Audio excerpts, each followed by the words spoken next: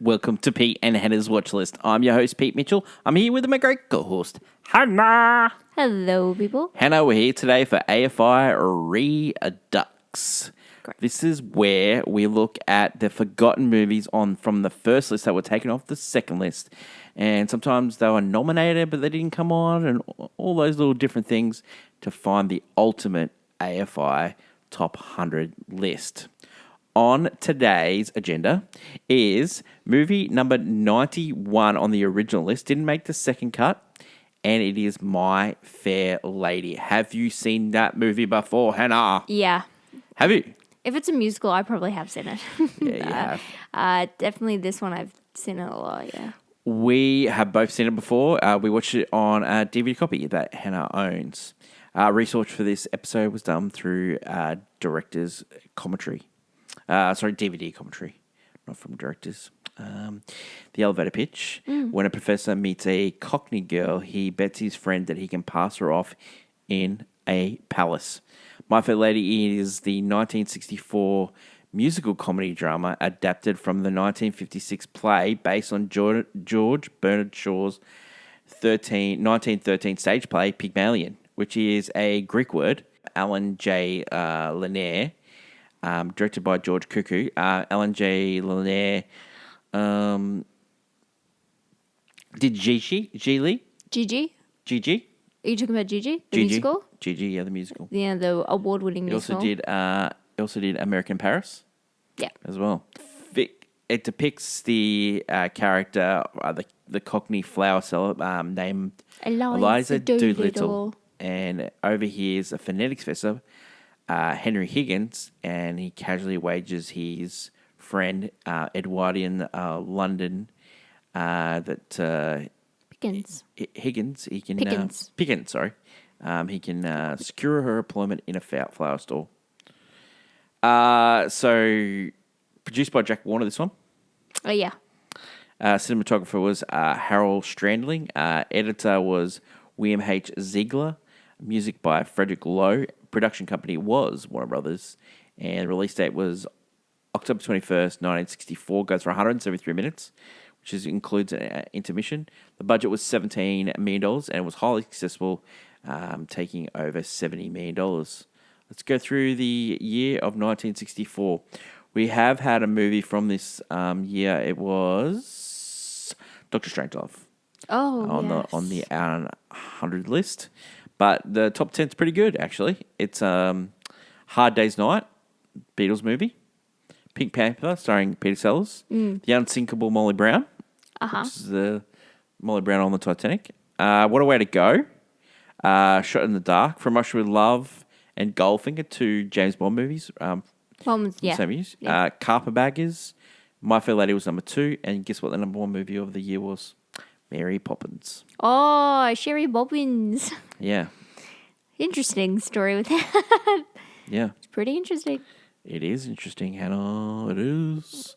So the reason why we bring that up was because Audrey Hepburn plays Eliza Doolittle, but on the stage production, one of the original, it was not so. So CBS head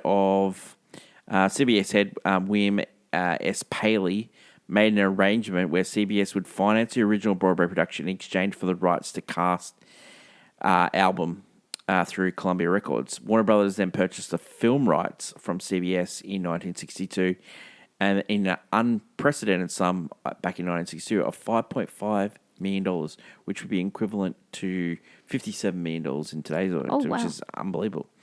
Plus 47.25% of the gross, over $20 million. So once they got to $20 million, they got nearly half of the movie.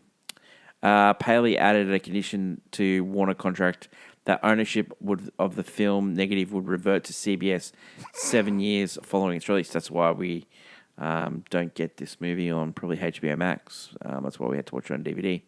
In spite of her success, Jack Warner did not want Julie Andrews to play the role. Who famously did play it on stage. They wanted a name, and so they went with Audrey Hepburn. Alan J. Lair broke the news to Andrews, where she was moved to the production of Camelot. Oh, yeah. And he said to Julie, I so wanted you to do it, but they wanted a name. But it's okay because I think she won that battle. She did. She ended up winning Best Actress Academy Award for Mary Poppins. Yep. They actually held production for Mary Poppins until... Yeah, because Walt knew how important it was. He wanted 100%. her. He wanted her, and so he was willing to wait. But when it didn't go that way, Mary Poppins was The entire movie was filmed at Warner Brothers Studios in Burbank, California from August to December 1963. Principal filming took place on 6 stages.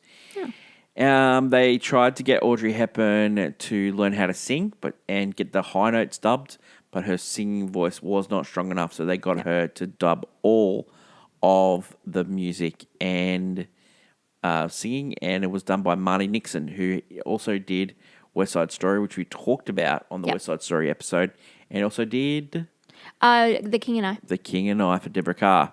And they work closely together. When we remember talking about that in the West Side Story episode where they... Natalie Wood, I would say Audrey probably is with the lip singing. Probably goes Audrey, then Natalie, then... Deborah Carr was almost spot on. She was professional. Yeah. An interesting story from the movie. Rex Harrison declined to pre-record his musical numbers, explaining that he had never had talked his way through songs the same way twice and thus could not convincingly lip sync. I mean, he did perform it on stage, so yeah, it was his way, the highway. But Jack Warner said, we've been doing this for many years. Even Rin Tin Tin was dubbed. And George Groves equipped Harrison with a wireless microphone in his necktie. This is the first use of this in a motion picture. The sound department earned an Academy Award for its efforts. Well, yeah. Speaking of Rex Harrison, he had a great career. He started in this. He was also in Cleopatra, which Fame production played Julius Caesar. The Ghost of Mrs. Muir. Yeah. What a movie that is. Dr. Dolittle. Yeah. What a career he had. Yeah. Yeah. He's a bit of a grump. He was a bit of a grump, but he stayed friends with Audrey Hepburn all the way until the end. Mm-hmm. Yeah. He was also close friends with Julie Andrews as well. Oh, yeah. Yeah. Yeah. He's a theatre guy. Yeah. This movie was critically acclaimed. Our friend Bosley Crowther of the New York Times opened his contemporary review as Henry Higgins might have quipped, "By George, they've got it.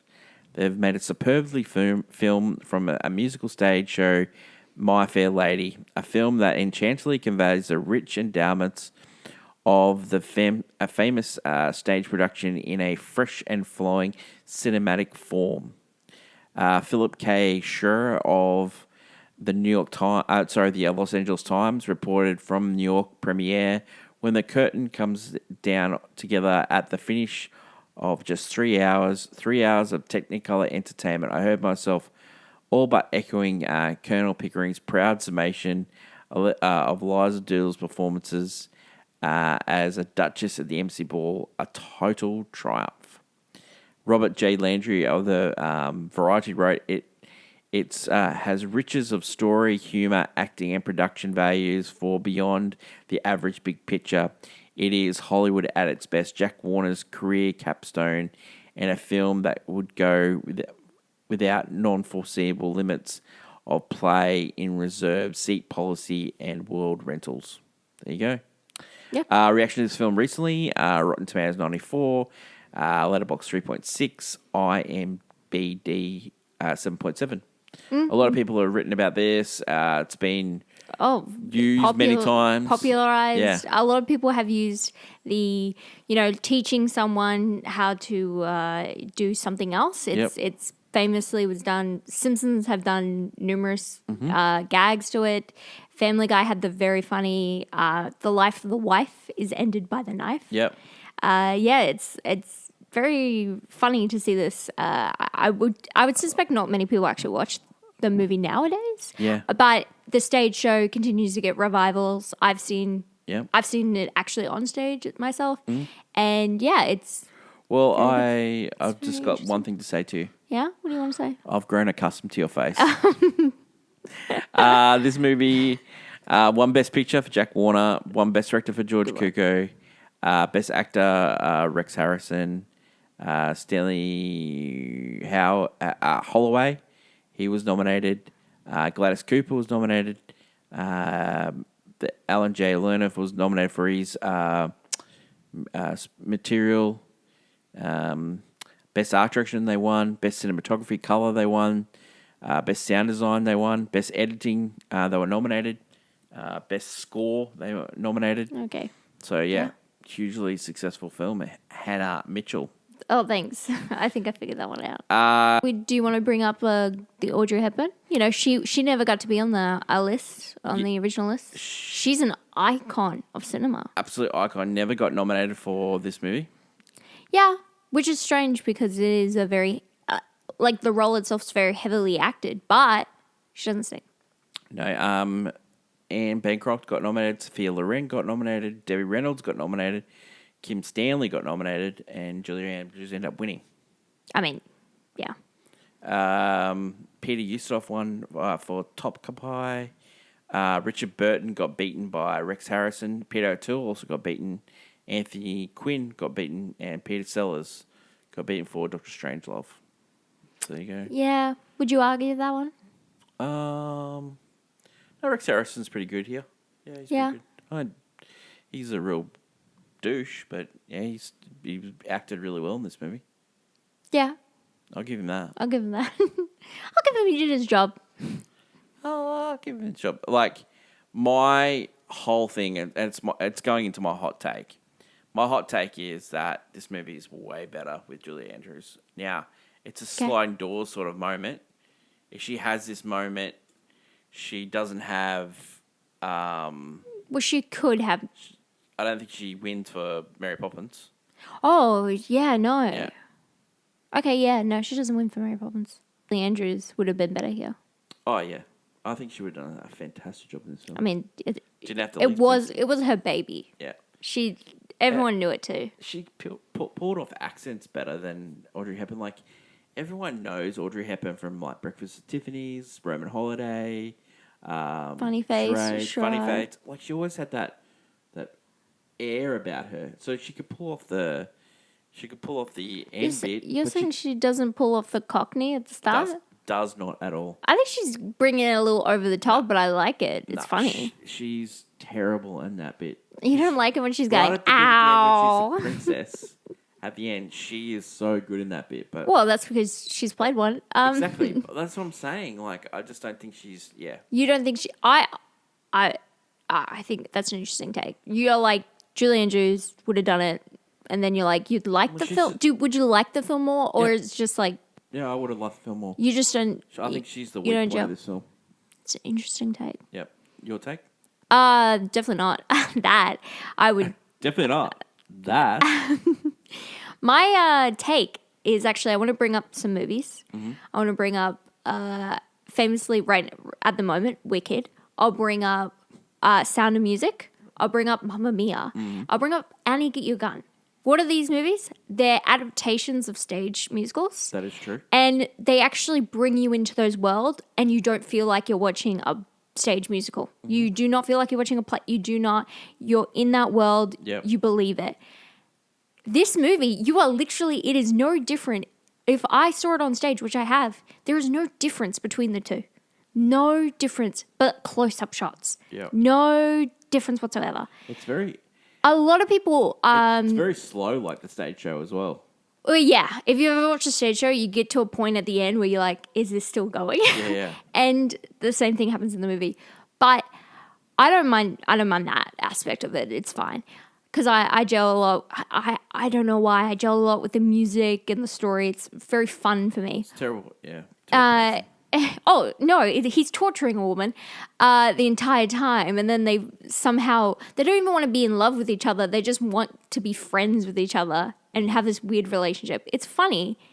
It's different. I like it. But it still feels like, I don't know why you're winning Best Director when it's like the literally same. I could see it on stage. It's the same thing. I think it's the same thing. A salute to all of the great work that he did. Yeah. And yeah, It's one of those ones. but it really does feel like that. Like, I don't feel like I'm transported into London, Old Town London. I don't feel that way at all. It does feel like it's Like Hello Dolly does. Hello Dolly, I don't feel like I'm watching the stage version of Hello Dolly. When you're in that restaurant, you're in that but restaurant. that was directed by a musical guy, and this guy's Well, not a musical guy. Well, he did. Well, okay, he did Star Is Born. That's a musical. Yeah, Don't Adjacent. you dare! musical Don't you adjacent. touch it! Don't you But speak we're talking about ill. big numbers, like Oh no, these are stage numbers, Yeah, and I this feel is- like he just yeah. You could watched it definitely and tell then. it was, I mean, filmed on a stage look show, at not like Hello Dolly. Jennifer Blonde's even they have stage scenes, and Yeah. I still like there are moments where I'm like, no, this gives movie vibes. This feels like a movie, and so I just wish this is not where I'd put this as my favorite adaptation of a musical because it's not. It just feels like I'm watching a high production value of the stage, and that's why I like that we've like you look at Sound of Music, you really do believe you're in like Austria, Germany, like you believe you're in this beautiful home with this family, and you don't notice like it's just I just feel like it's not doing enough to be different from the actual stage. Yep. I like the film. It's just that it's not the best. You could never call it the best musical adaptation because it actually is just a straight 1-to-1 All right. instead of being like Interpretation. like being realized into its full potential. Yeah. Because if I go and see the stage, I want it to be different than Yeah. the movie. You know I what's want a also- different you know what life. was I want a also different. flat. What's else so flat besides London's London scenery? The races scene, that was really flat. That's the same as it, and that's See, you're saying that's flat. I love that scene, by the way, but it is the exact same as it being on stage. Like Yeah. no difference. That's what I'm saying. Yeah. There is no difference between the two. I want if you're going to have races, like be on a race course. Do this like Yeah. we're going to be in the even- ballroom is probably the closest bit, but even then, When Michael Cortez directed Yankel Doodle Dandy, the races was better in that little bit and than this. well, even that, when they do, like, because, it does confine to sometimes the stage musical where you're looking at a performance on stage, most of the movie still feels like you're in that world with him. Yep. You're following that storyline. Whereas this is straight, I'm watching a play here in front of me.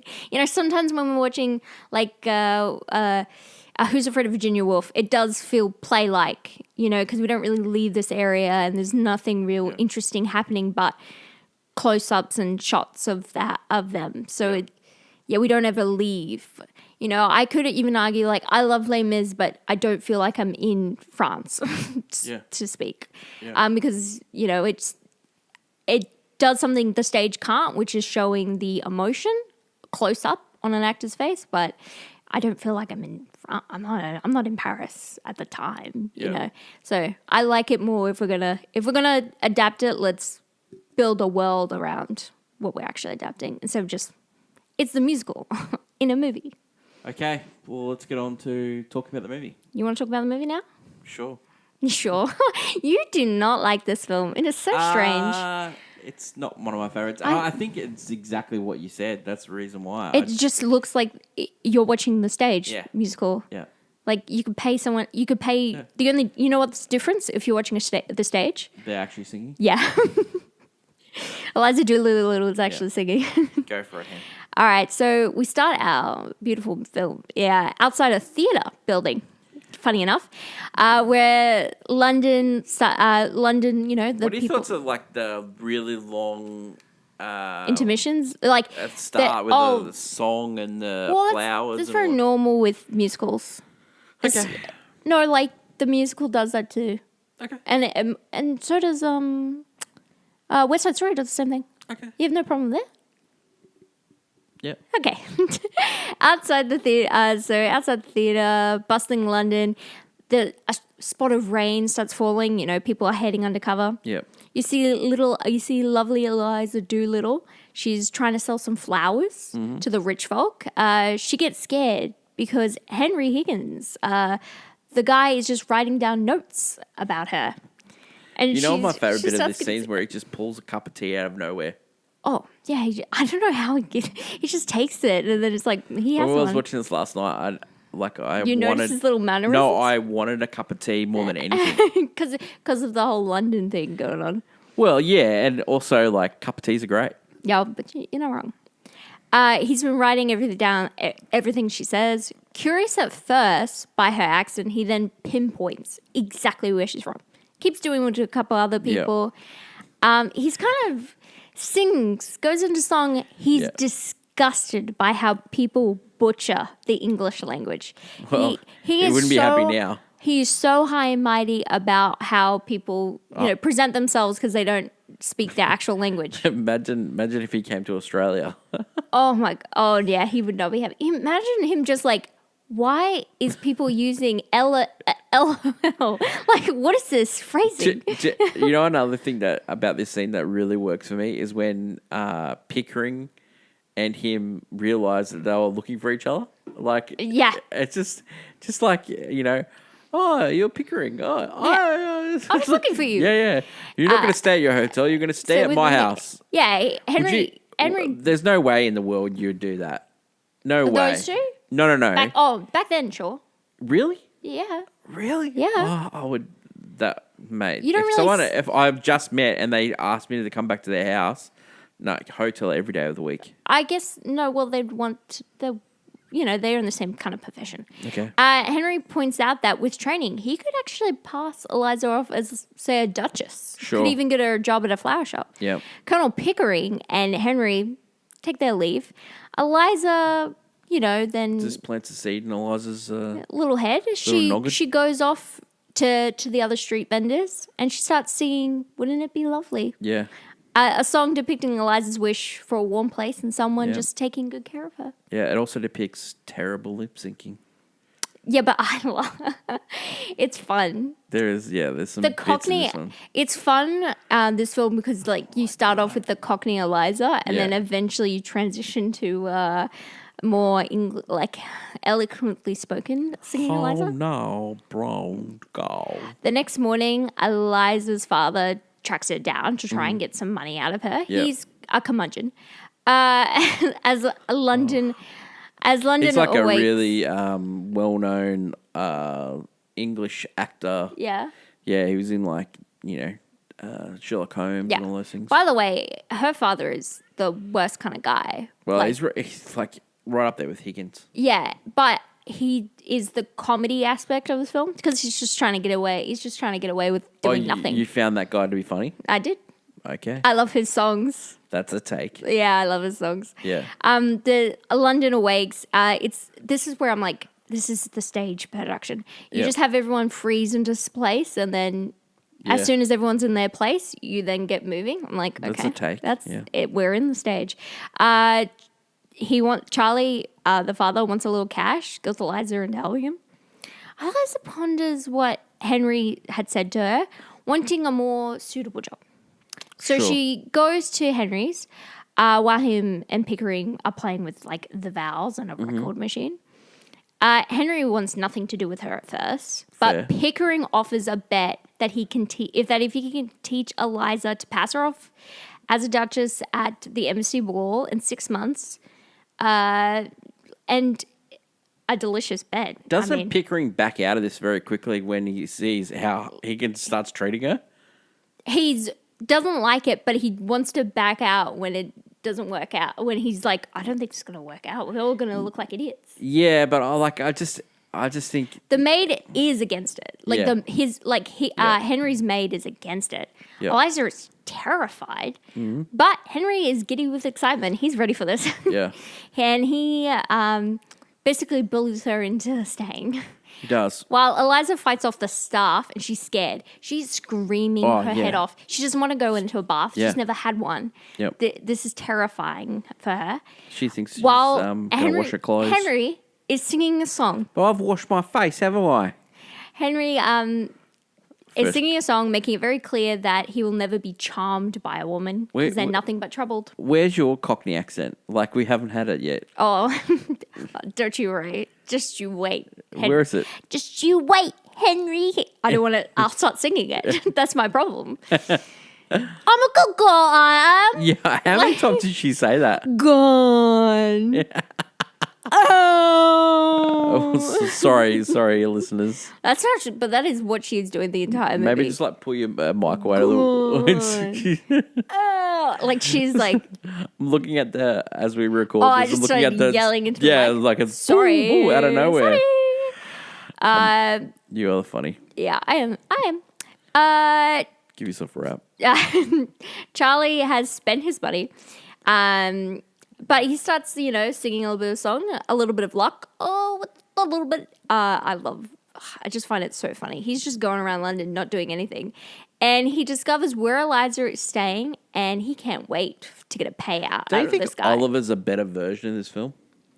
Please, sir, can I have some more? Sure. Sure. I don't know if Oliver. I think Oliver still also fills into the parameters of being stuck in a That's stage. True. It's I'll give you that. both. Maybe in London, maybe no one wants to film there. Like Maybe we have an issue there. Maybe. Meeting Henry, Charlie asks about taking Eliza, but he actually just wants to discuss an arrangement. Won over by his unusual philosophical charm, Henry pays the man and secretly sends a professor to locate Charlie so he can, use his. That's the weirdest thing about this movie. It's a strange plot. Yeah. Eliza is fed up with learning. She actually dreams about ending Henry's life. Wow. In a very comical song. So much fun. A montage depicting Henry's troublesome teachings. How's it getting better just saying A over and over and over again? Well, she has to start with A, get that correct, and then we go to the next one. Wow. It's horrible. Yeah. Not only that, this is also the same montage where we get to see him put marbles into her mouth. That's and true. she swallows one, and he's like, nah, I got plenty more. Wow. A montage depicting Henry's troublesome Have teachings. you swallowed a marble? No, because I don't plan on putting one in my mouth. Okay. Okay. Do you need to discuss something off your chest? Have I put a marble in my mouth? Yeah. Yeah. Has it gone further than that? No. Okay, that's smart. I don't know, but I definitely have a marble in my. Definitely have a marble. I don't know if it's a marble. No, it wasn't a marble. I think it might. I think one of our sisters definitely put a marble up her nose. That does sound right. Yeah. That does sound right. Yeah. I know she definitely got a bead stuck up there and we couldn't get it out. What's so random? There was another. I think it was a sister that put apple seeds in her Okay, her we ears. don't need to go into any of this Was that you? further. We don't need to. you? Don't need to discuss. Was this you? We don't need to discuss these notes further. Was this you? We don't. We're Did you put the apple seeds in your we're ear? not going into any of this philosophy right now. We're going to talk about My Fair Lady. No. But did you put apple seed? Was it you that put apple seeds in your ears? Some children do the Yeah. damnest things. I Yep. don't know what you're asking. Let's go back to the movie. Yeah, so he's teaching her, torturing her basically. Yep. And the servants are like, poor Professor Higgins. The servants are on his side. I do not like them. That song is quite good. That's quite catchy. Yeah, because they're on his side about torturing her. They're the ones that They pay don't him. give a damn about Liza. Professor Higgins pays them. They're the equivalent. like- you know what? Can I just say it's not correct, but they are the equivalent of in Guess Who's Coming to Dinner when the maid is upset about Sydney Poitier being there. Is the same as them being upset that some cockney girl can be taught Yeah. and have a successful life. Yeah. When they're working servitude for this guy. Well, They're like, how loaded is Mrs. Higgins? Like her son has the mother, yep. has then like an apartment that has many staff. He's got a lot of staff. Oh yeah, and then he's. How do they make their money? Do we know? I think the mother is loaded, and then he also must have some sort of There you go. He's a professor in phonetics, so I don't know. I don't think it's record, but yeah. He doesn't teach. Anyway, No. so tired. Well, he puts marbles in people's mouths, so it's not Tired, great. Eliza, Henry, and Pickering keep trying until Eliza can say the phrase, "The rain in Spain stays mainly in the plain." They sing. And they danced at their triumph because she finally Isn't it can do on it. the plane? The rain in Spain stays mainly on. Is it in the plane? No, on the plane. On the plane. Yeah, I wrote the wrong thing. That's why. Henry even wants to go to. Henry comes up with a brilliant idea to go to Ascot at the races. So she becomes successful at singing this song. Yeah, I just said they sing and dance at their triumph. I know. I just You're the one who brought them. Yeah, and then she before they go to Ascot. Yeah, I'm about to. Yeah, go. Okay. Henry wants to go to Ascot at the races to try Eliza out. Yeah. Eliza feeling absolutely delighted with Henry that she can't stop singing.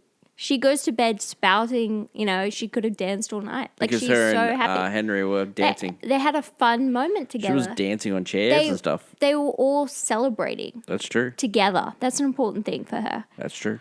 Eliza's been quite alone all her life, so this is a really significant moment. So it's Ascot. It's the day of the races, my guy. Everyone is dressed up. Henry goes to his mother to explain the situation about, his experiment. Yeah. He's also not dressed up for the races. Everyone is, silent he's protest. He goes, I put on a new shirt. Anyway, Eliza arrives in probably one of my favorite outfits of all of cinema. Okay. It's actually the one depicted in the cover of the movie. It's a very famous gown, same as you on like stage. that gown? I love it so much. Right. Okay, it's really nice. I like the hat too. I like the orange outfit that she wore when she's going back to her old stomping ground. Yeah, but this is like the moment because it's the first time we see her as a lady. Okay. You know what this scene depicts, right? And it's besides the comedy, it's hilarious. It's so insightful. This scene is that people don't actually listen to what you say. Oh, it's how you say it and what you look like. Yep, 100%. Because she arrives in a stunning black and white lace gown. That's right. She must stick to two topics, discussing health and the weather. Mm-hmm. But she quickly goes on to a tangent. Yep. Where the young socialite Freddie finds charming. Yeah. Talking about how her aunt they'd done her in. Yeah. What does that mean? It's the new phrase for someone dying. And Higgins is mortified. He's mortified, also slightly laughing. Yeah, it's actually quite funny. Yeah. When the race starts, Eliza becomes a little too invested in the race. Yeah, goes back to making a fool of herself, even making Henry laugh. Yeah. Which it's my favorite bit of the entire movie. Move your blooming ass, Dover. Yeah. It's very good. At dinner, Freddie actually wishes to speak to Eliza, waiting on the street where she lives. She refuses because she is incredibly embarrassed. Yeah. Henry believes in Eliza and is willing to go through with the plan. Yeah. This is his way out. Yep. He still goes through. He thinks he's got it. Now it's time for the embassy ball. Mm-hmm. Eliza is exquisitely dressed. Henry... Looks amazing. Henry's almost shocked. Works up the courage to He looks escort great her. too. Yeah, he drinks a little before he sees her, and then he's like, I'm not going to drink. But then he has a little bit of port. And then, escorts her. And then this is where the intermission plays. Actually, really good where he, grabs her. He goes to walk out, comes back, and then he escorts her. Yeah, it's really good. It's that moment. It's really good.